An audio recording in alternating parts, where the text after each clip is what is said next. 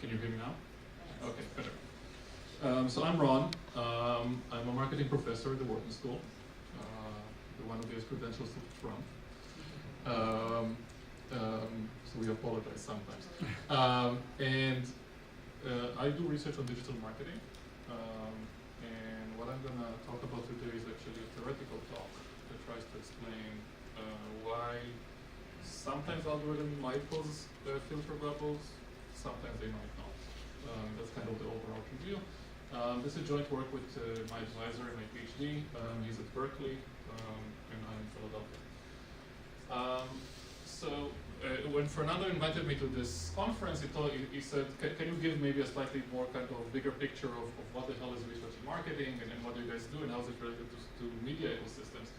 So this is a brief overview. I'll try to include maybe a few more other research results, but I will speak about the specific result that we show. If you've never seen academic marketing, so usually we're interested in both firms and consumers. Usually we will assume they are strategic. It means we don't take kind of them as just responding to what happens. Usually they're going to change their behavior. But research in marketing is very diverse. Sometimes we look at network structure, sometimes we look at diffusion of innovation, sometimes the dynamics. More often than not about incentives. So this is going to be a talk about incentives. And in this case, for example, we're going to assume the media platform is a strategic platform. We're going to assume the media has a goal in itself, which is not necessarily to spread the truth. It's to make money, okay? And given that their goal is to make money, I'm going to ask, do they do things that might create filter bubbles and other things, okay? In terms of let's say, techniques that we use, my department has psychologists, neuroscientists, statisticians, economists, etc. So we have all sorts of things going on. I'm not going to show experiments today, and I'm not going to show any data today. I'm only going to use game theory. I'm going to use minimum math and a few graphs. But kind of these results are pretty diverse. So the motivation for this research was noticing that how social media evolved initially. It was supposed to be the optimal filter without needing an algorithm. You will tell the platform who your friends are, and you will see the best content for you. The platform doesn't need to know what you like. The platform doesn't need to curate. And the idea was to replace the editor of a newspaper, right? Each person will get their own newspaper. And what happened is that over time there was more and more content created. And initially, a lot of kind of the research questions that we're trying to answer is what goes viral, what gets shared. So for example, this is a very famous result from a colleague of mine. Contrary to most beliefs, more positive things get shared much more often than negative things on social media. So if you want to create virality, speak positively on average, you'll get much more responses and many more shares. This is from 2011. These amounts of content became unmanageable, and then platforms introduced algorithms. And what the platforms say that the goal of the algorithm is to do the following. Facebook says, I want to show you stories that are influenced by your connections and activity on Facebook. This helps you to see more stories that interest you from friends you interact with the most. Instagram also ranks photos or pictures that you see and says, we want to show you the moments that you care about first. So it's actually about emotion and relationship. And Twitter actually, until quite recently, showed you what was there based on timing. It didn't rank it, it didn't try to influence the order, but then they started ranking it with what they think will be more popular. And then what happened is marketers, which are kind of people trying to promote messages, were trying to say, oh, Facebook changed its algorithm, how does it work? How do I change my messages to make them spread more? Facebook, of course, does not disclose what they use as the metrics, but TechCrunch kind of published this article and said, well, we think it's based on 4 items. We're going to look who the creator of the content is and the relationship to you. We're going to look at how this post is performing with other people. We're going to look at the type of this post. Is it a photo? People prefer photos, people prefer videos, etc. And in the end, we're going to look at the recency of the photo. And what we're going to do, or what I'm going to do here, is I'm going to try to model 2 parts of this formula. I'm going to say, suppose people like seeing content from their friends, But also suppose people like seeing higher quality content. They like videos, they like photos more than text. What does it do to the network? What does it do to the performance on content on Facebook? So the results that we see on Facebook, and this is something actually Facebook publishes on their quarterly results, is first of all, people say Facebook became boring. I don't go on Facebook anymore, or I see exactly the same photos of babies from my friends most of the time, etc., etc. Effectively, what happens is that people post less and less original content, so they don't post more status updates and don't add more content. They just share other and more professional content all the time. There's of course the book that says it's all the fault of the algorithm, and over time we're going to see more and more ideas that match our own opinion. We're going to live in a filter bubble. We're going to think everyone is like us. I put fake news there in a question mark, not because we ask if there is fake news. We know there is. The question is how come it's undetected and kind of spreads to social media while a lot of people see it and don't realize it's fake news, and other people who could realize it's fake news just don't see it, right? So how do you ask this split?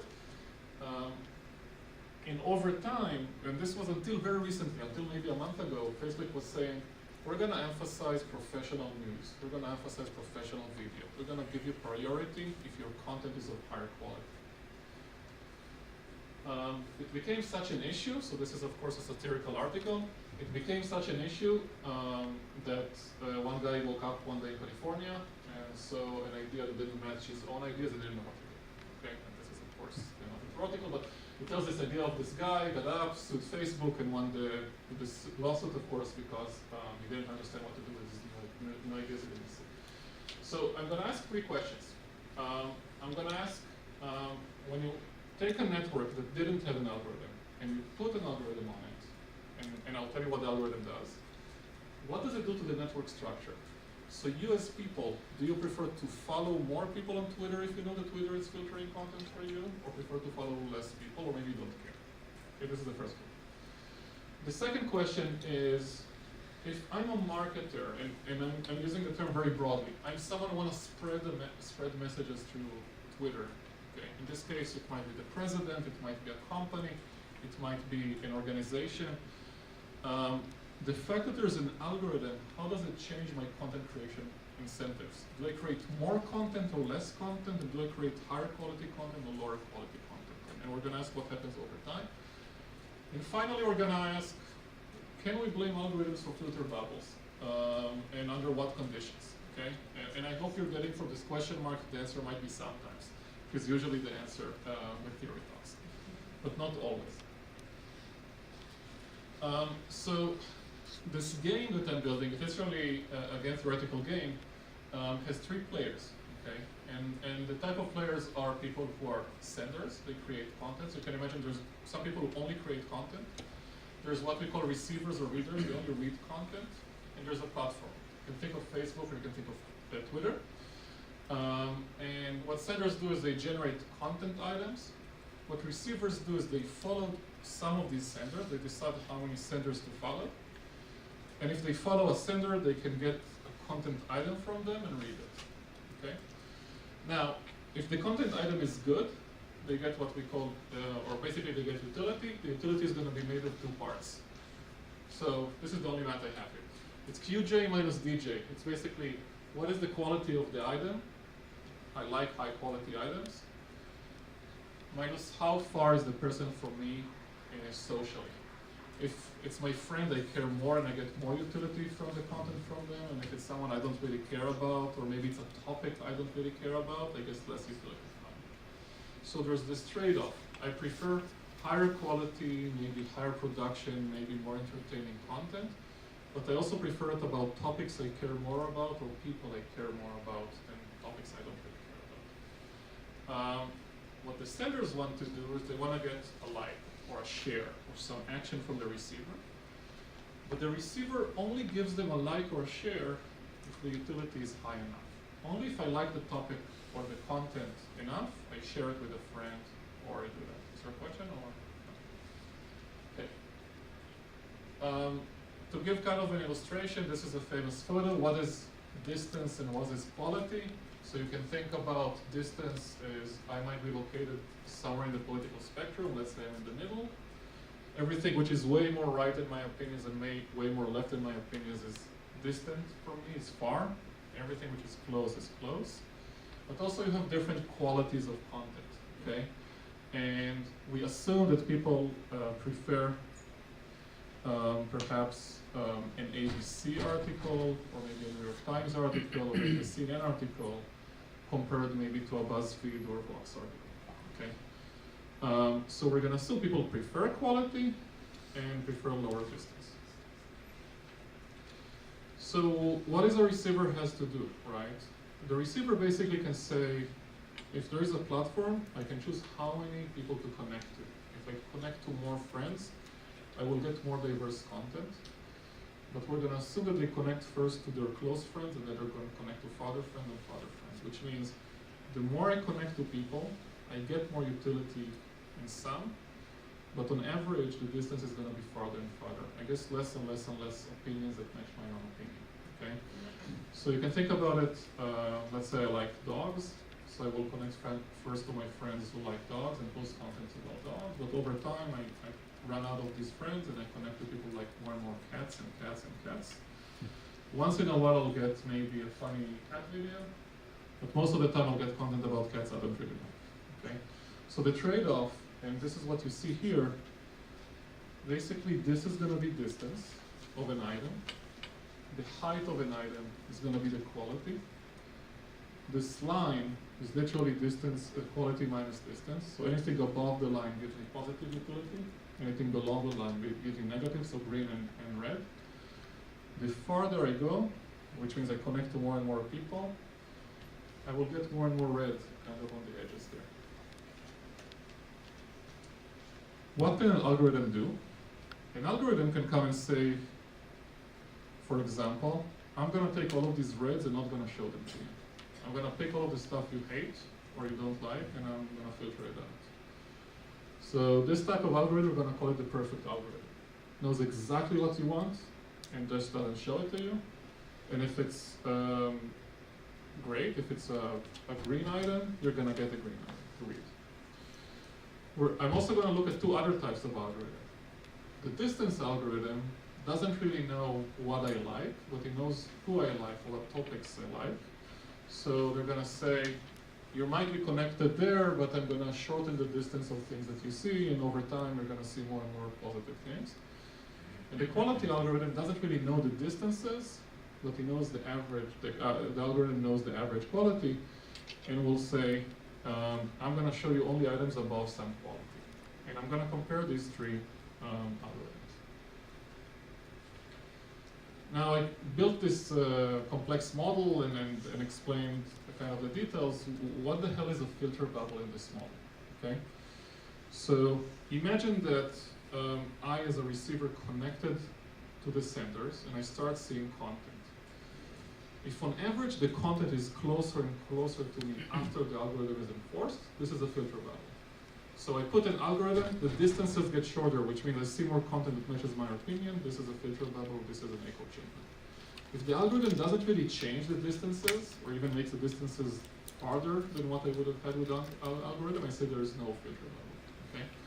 So basically, the forces, or kind of the intuition behind what I'm gonna show you, works as following. When I put a filter on a network, I come to the receivers or the readers and tell them, if you don't like an item, don't worry about it.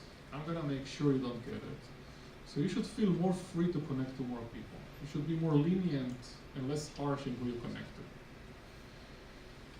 But if you connect to more people, I just showed you this increases the average distance, right? I see opinions which match less and less. That means the algorithm needs to filter more and more. So the algorithm makes me connect to more people and basically get exposed to actually more diverse ideas. But on the other hand, because I don't like these ideas, the algorithm is going to start filtering, and I'm going to be exposed to less diverse ideas. And the question, and this will be the equilibrium, is which one is stronger? Is the force making me connect to more diverse ideas stronger than the filtering that needs to make me connect to those people and will make it less stronger. So what I'm going to show you is just the results. I'm not going to show any analysis, okay?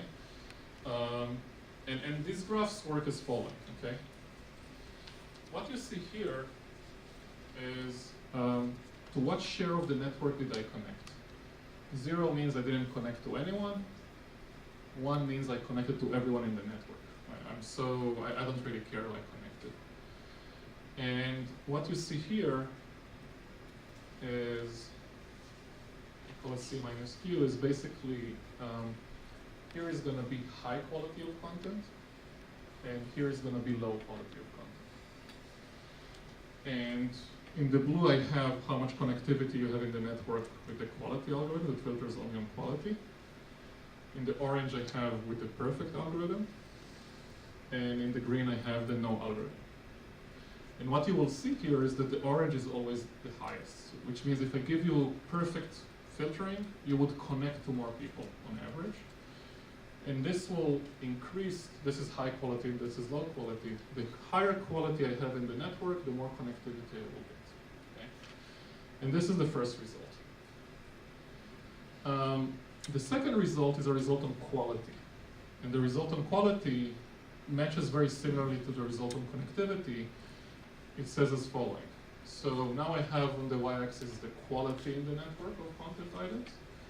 On the x-axis, there is a measure of how hard or easy it is to create quality items. So you can think about it, is the social platform making it easy to produce content or to share more photos?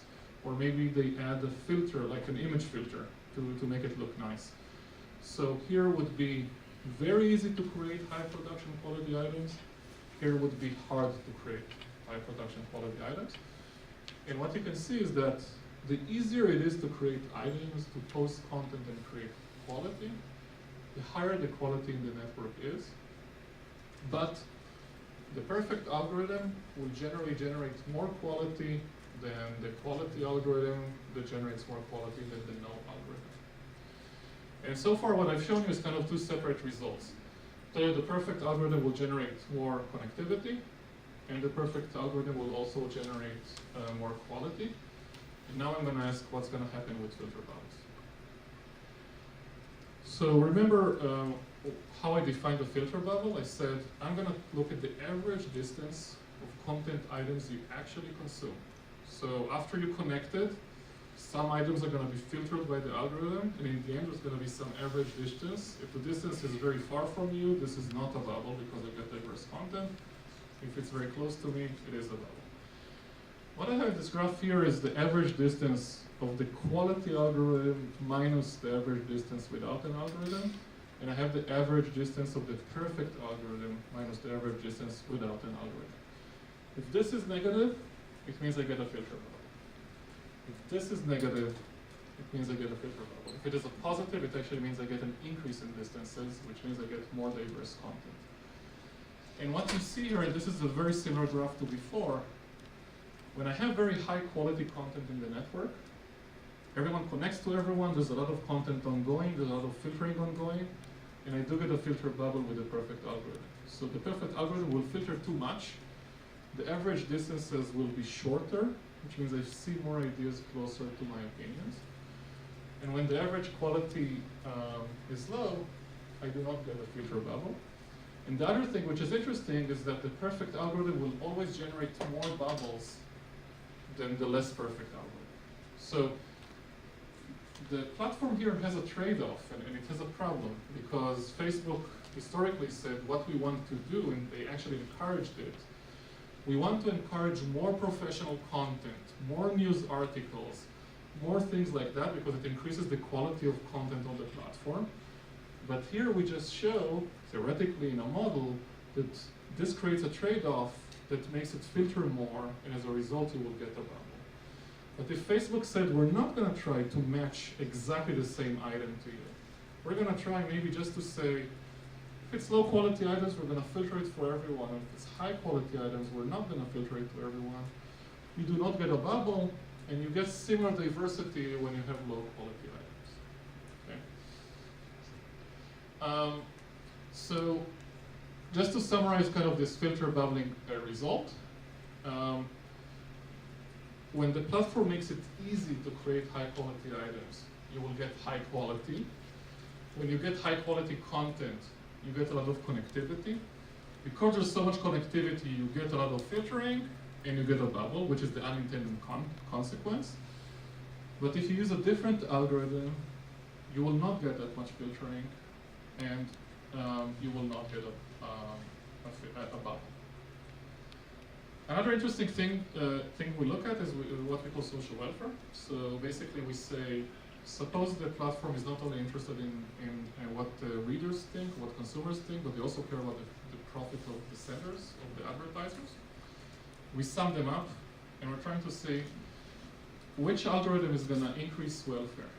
And is there any case where the algorithm is actually going to make everyone on the platform worse off? And the answer is that when cost of quality is very high, both algorithms actually make it worse off. It's so hard to create content, which is high quality, and so much filtering will be going on, that it's better without any algorithm. But kind of in the intermediate term, basically the perfect algorithm is going to be best. And again, the reason I show this, not just to show a graph, it's almost the opposite of this graph. If you want to go to this area and increase social welfare, you essentially go to this area and create a bubble. And again, you have a trade-off. Do I make everyone happy, or do I create a bubble? You cannot do both. And that is the issue. And when I mean happy, I mean they come off into the platform and they read interesting content and things like that. So just to conclude, when people say an algorithm creates a bubble or an echo chamber, usually what we want to think of is not only what does it affect on just the content being created, but also does it affect two other things. Does it affect content creation incentives? That is, do people create different content because of it? Do people create less content? Do people create more content? And the other thing is, does it also affect the network structure? Because they're filtering, maybe it'll connect to more people or less people, and this will change the structure. So when this changes, what happens is that the amount of filtering required changes. If I cause a lot of filtering, I put on the senders a burden. I tell them, if you want your items to be seen, you need to work very, very hard. You need to invest a lot of effort to create quality. It actually causes them to generate less posts. So by trying to match the perfect content to each receiver, what happened is that social platforms did two things. They might have created a bubble, but they also disincentivized people from generating original content because they made it too expensive, basically, too hard to pass the filter. So just kind of to summarize a little bit of how we think about those things, and this is a more broad overview.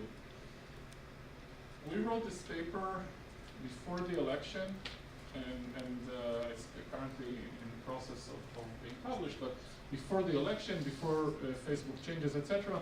Last January, Facebook said, oh, we're sorry, no one is creating any original content, we're going to change the algorithm back again to what it was before, and we're going to actually encourage back people to create content items. So that's nice, that kind of this prediction works out of it. In other research, it talks a little bit about those things, and this is research done in my department. My colleague Pinar has a lot of research on media bias, and by that she says actual newspapers making a choice of what articles should I put on the front page, and do I want to maximize popularity of the newspaper, or do I want to maximize clicks, or do I want to maximize the truth? And actually, those are usually conflicting things. Because usually you want to maximize controversy, and the truth is not always very interesting. And another paper that you can find online, it's a completely empirical paper, there's data, no theory. We're trying to ask what happens during real-time Twitter events when there are opposing forces that try to compete for attention. And the example we're analyzing is what happens during an electoral debate. We took the GOP debates. So these are not Hillary versus Trump debates. This is Trump versus the Republican world debates. Okay. So sometimes there's 12 candidates on the stage, and sometimes towards the end, there's 4 of them. And what we're trying to look at is, because we have this transcript, we can see what gets picked up on Twitter. We have the timing and everything. And we see what ideas propagate and become popular towards the end. And what we find is very, very interesting is that if you look during the debate, the tweets are about policy and what's in the debate, and they're very serious, and most of the popular things are actually about, let's say, immigration and other topics raised in the debate. If you come after the debate, and you see kind of the static thing, if you go today and look at what happened during the debate, you will see fluff. Trump fights with Megyn Kelly, Rubio does that to that, etc., etc. And this is completely unpredicted by marketing theory today. How come one thing became popular and then died, and another thing which was not popular during suddenly becomes popular later? And what we're seeing is that there's just kind of different types of people that tweet during and after the debate, and that means that when people go after the debate to say what did tweeters say during the debate, they actually get a very biased view of what was actually happening on Twitter. Another thing we find is that if you want to create a controversy that gets tweeted a lot, it's better to do it early in the debate, which is also against most marketing theory that recency matters. No, do it very, very early because of how the algorithm promotes things. If you do it early, you get more retweets, and towards the end, you're gonna basically overcome any other noise. Thank you very much.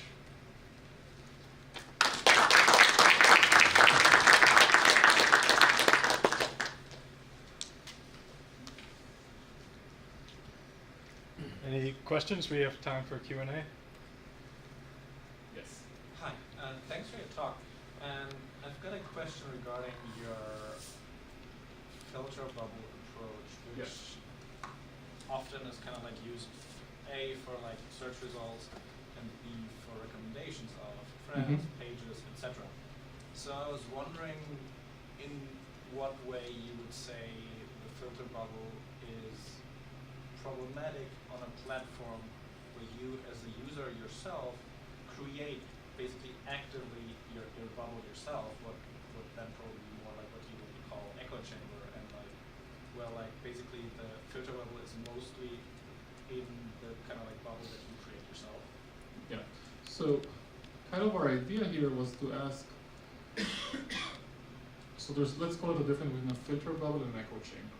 Filter bubble, we're saying someone is filtering for me, and they are, let's say, to blame, or they're the reason I'm seeing less diverse views and opinions. An echo chamber, as you say, can be created by me. I just ignore everything that doesn't match my opinions. And the question we're trying to determine is, do people still see diverse content, or is social media made it worse that you don't even see it on social media? If people choose to ignore it, so they see the content, but they stop following the person or choose to ignore it, the only thing we can say is that you shouldn't blame Facebook. You should blame people, okay? It's not that we're trying to blame or not Facebook. What we're trying to determine is the cause the algorithm or is the cause people, right? And our conclusion was, and I'll give maybe a background. Before social media, you had newspapers. Newspapers were already curated, were already edited, and you could already choose to buy the newspaper that matches mostly your opinions, right? So when social media was introduced, the idea was, oh, now you can connect to all of your friends. Your friends have more diverse opinion than a newspaper editor. So, like, not your close friends, but hopefully more friends than the newspaper editor. I see a skeptic face. Sure. But theoretically, you will have this one friend that you play a basketball with who turns out to have very different opinions about something, and you'll get exposed to those opinions, which you'll never see on the New York Times. So this is how we started, and then the question was, well, but then they introduced algorithms and ruined it even more, because they're trying to match exactly what you would like to see, so it's even worse than the newspaper.